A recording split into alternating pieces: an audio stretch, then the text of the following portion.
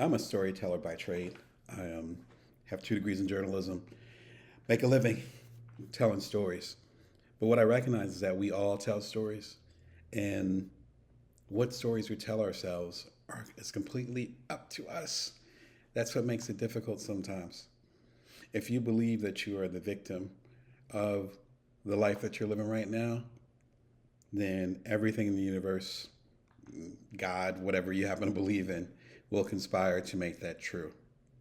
In fact, there's something, and I forget the name of the effect. If you remember, let me know in the comments, where if you believe something, then you're more likely to see evidence that confirms that belief, and you're more likely to not see evidence that goes against that belief. In other words, as one person said, if you say you can do it and you say you can't do it, you're right on both counts.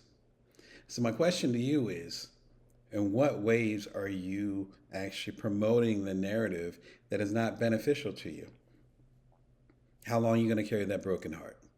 How long are you going to blame your parents or other guardians for what they did when you were growing up? At what point do you take responsibility, not for what they did, because you can't do that. And you take responsibility for your feelings. And most importantly, you can take responsibility for the narrative that you have here on out. Because whenever you want to take control, you got it. So at what point do you grab onto the wheel?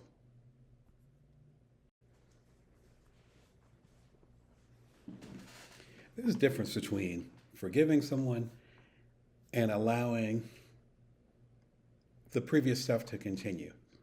I think we get that confused sometimes. Someone can totally wreck your life, go past the boundaries that you set, and you can let that go. But that doesn't mean that you're going to go back to their habitual line stepping. That's a thin line, but a very important one. There are people that have broken my heart, that have stressed me out, that have taken advantage of our relationship, personal, professional, what have you.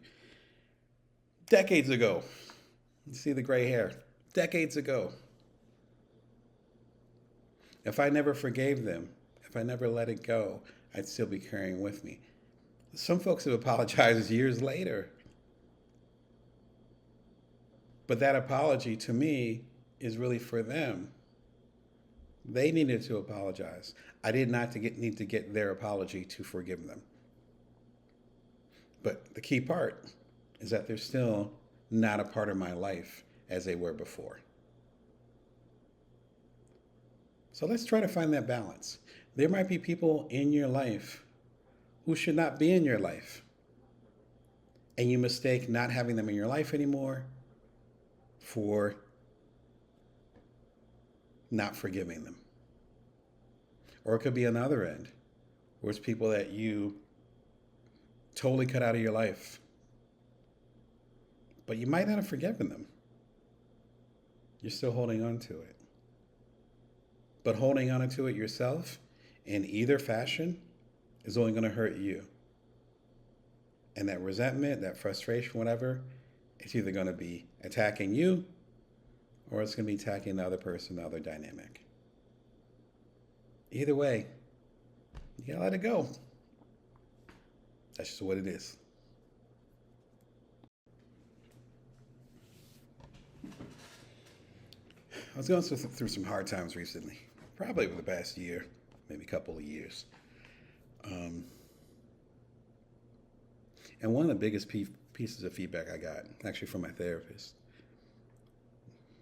I'm a parent. I got 2 little kids. And they said, my therapist said, the goal isn't to, paraphrasing, the goal isn't to shield them from whatever challenges you're going through. The goal is to have them see you, warts and all, for what you're going through. And that becomes a blueprint for how they can handle times of trouble.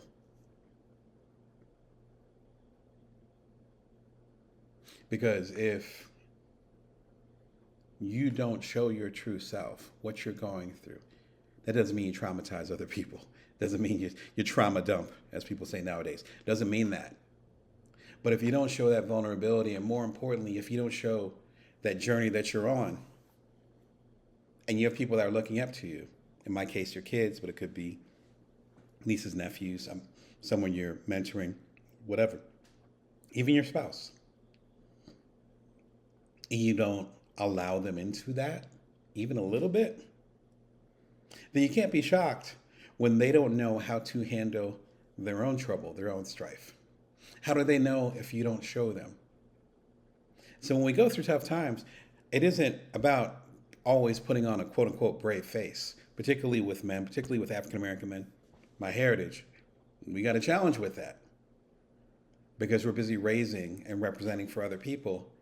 And then we're shocked when they can't handle a thing in a positive or a healthful way. But we didn't show them. So I take pride in there being cracks in my armor. Whether if you're a regular watcher of the show, you've seen me have those moments and been honest about those things. I don't mind that my family has seen me go through my ups and downs because I'm giving them a blueprint, not just that you can persevere through those things, but also the blueprint as far as how to do it in an emotionally intelligent fashion. And if you're not doing that, particularly for the people that you say you're leading, then you're doing them a disservice. You can be. So imagine that you had an elixir, a panacea, whatever. I can go all day. Whatever analogy you want to use, a cure for something. And the people around you were suffering from it, that thing.